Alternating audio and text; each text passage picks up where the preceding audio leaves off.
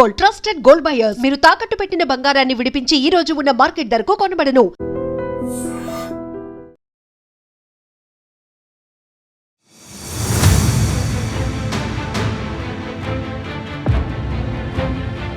ఖమ్మం జిల్లాలో ఘోర రోడ్డు ప్రమాదం జరిగింది.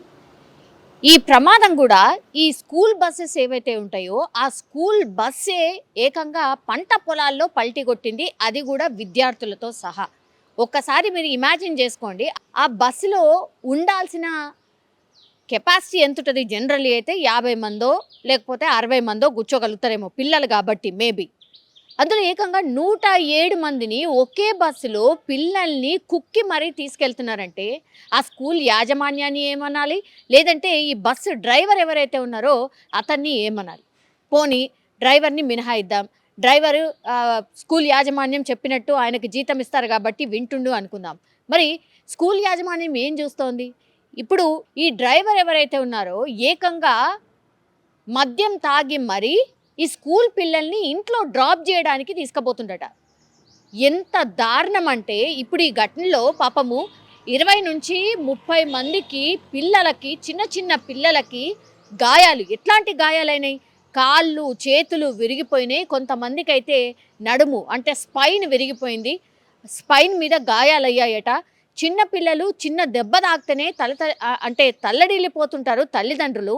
అట్లాంటిది ఏకంగా ఒక బస్సు బోల్తా కొడితే వాళ్ళ పరిస్థితి ఏంది ఒక్కసారి ఇమాజిన్ చేసుకోండి. అక్కడ ఒక్కసారి బస్ పల్టీ కొట్టగానే కేకలు, అరుపులు, అట్లాగే గట్టి గట్టిగా ఏడుపులు వినపడంతో అక్కడ రోడ్డు పైన వెళ్ళే వాళ్ళందరూ కూడా హుటాహుట్న ఆగి ఆ తర్వాత వాళ్ళు పూర్తి స్థాయిలో అంబులెన్స్లను కావచ్చు, లేదంటే ఆ స్కూల్ డ్రైవర్ని పట్టుకునే ప్రయత్నంలో భాగంగా స్కూల్ డ్రైవర్ పారిపోయాడట.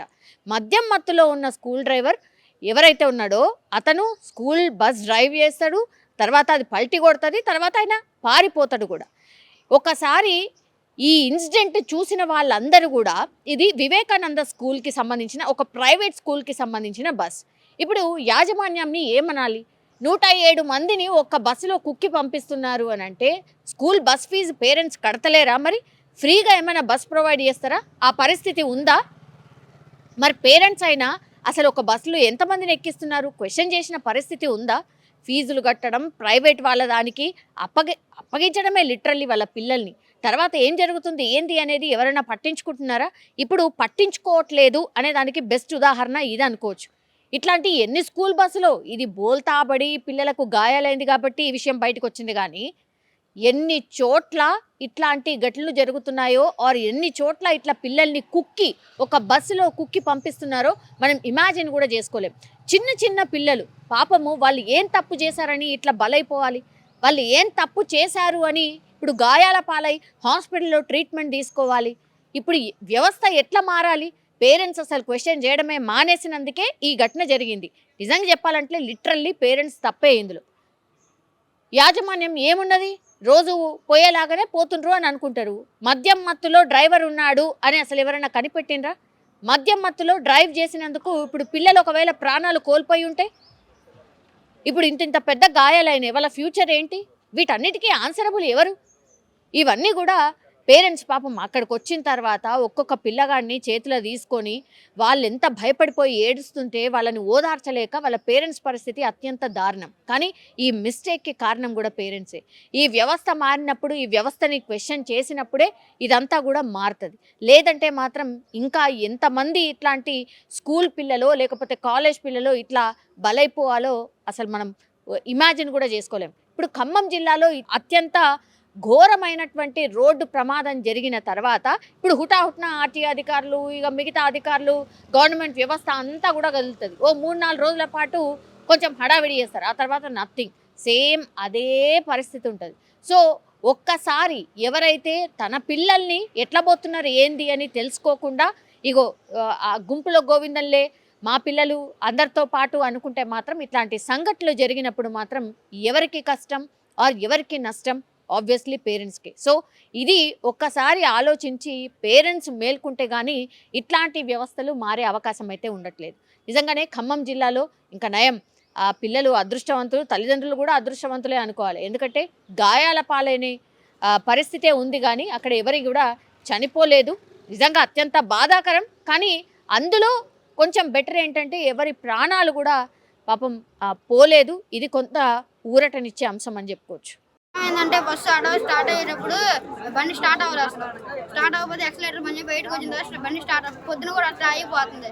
ఏమైందంటే అట్టే ప్రిన్సిపల్ సార్ వచ్చి ఏమైంది అన్నారు, బాగు చేయించుకోవచ్చుగా అన్నారు. అంటే చేపిస్తా సార్ అని చెప్పిండు. అట్టే అయిపోవడం సగం దూరం వచ్చిన తర్వాత principal sir Naveen principal sir hand brake పడిందా అన్నారు. అట్లా సగం దూరం వచ్చింది. సెంటర్కి వచ్చిన తర్వాత సార్ చెప్పారు నవీన్ అన్నకి. ఏమని చెప్పారు, హ్యాండ్ బ్రేక్ అనేసి నాకేం తెలియదు ఏంటి బస్సు తోలేటోడికి అని హ్యాండ్ బ్రేక్ వేసి బస్సు ఆఫ్ చేసేసాడు. పొగ వస్తుంది, ఆడ వాసన వస్తుంది. అయితే ఆగిన తర్వాత ఏమైంది, కొంచెం దూరం పోయింది. అట్టే ఇచ్చిండు. 7 మనిషి వచ్చిండు వెనకమాల ఎట్టిట్టాండు. మళ్ళీ కొంచెం ముందుకు వచ్చిన తర్వాత అట్టే ఇటు తొలిచ్చిండు. లెపెక్కన పడింది, బస్సు పడింది. అయితే కూసుకుపోయింది. ఇట్లా పారిపోయిండు కూడా. ఫుల్ తాగిడు మందు. అసలు 4 రోజుల నుంచి తాగుతూనే ఉండవు. ఫుల్ తాగుతుండు మందు. ఫుల్ ఒక 5 రోజులు కట్టి తాగుతున్నాం. ఒకసారి తాగితే ఆపారు. ఇవాళ తాగి చూసి కూడా ఆపలేదు. బస్ డ్రైవర్ మార్చలేదు కూడా. ఇవాళ అయినా జనాభా ఎక్కువ మంది 107 మంది బస్సులు ఎక్కేది. 107 మంది అండి. ఆ బస్సు కెపాసిటీ ఎంత? 107 మంది ఉన్నారట. 107 మంది ఎంతమంది తగిలింది? 20 మంది తగిలి. 20 మంది పైన తగిలింది. మొత్తం చిన్న పిల్లగాళ్ళు వాళ్ళు వచ్చారు. చిన్న పిల్లలు. పిల్లోడైతే అందరూ నడుము విరిగింది. ఆడవాళ్ళు ఎక్కించుకొని పోయారు. నిజంగా ప్రస్తుతం ఉన్నటువంటి సమాజం దేనికి ప్రయారిటీ ఇస్తుంది? ఆర్థిక సంబంధాల చుట్టూ మాత్రమే తిరుగుతుంది. మళ్ళీ ఎన్నికలంగానే చాలా విరక్తి కలుగుతాను. మంచి అనిపిస్తుంది కదా, లేడీస్ కూడా ఛాలెంజింగ్ జాబ్స్ చేసినప్పుడు చాలా బాగుంటది. ట్రాఫిక్ అసిస్టెంట్స్ గా నియమించిన ట్రాన్స్జెండర్స్ అందరితో సాల్యూట్ చేయించుకుంటున్నారు. ఫుడ్ డెలివరీ ఇవ్వటానికి వెళ్ళినటువంటి డెలివరీ బాయ్ అనిల్ పై కళ్ళ ముందు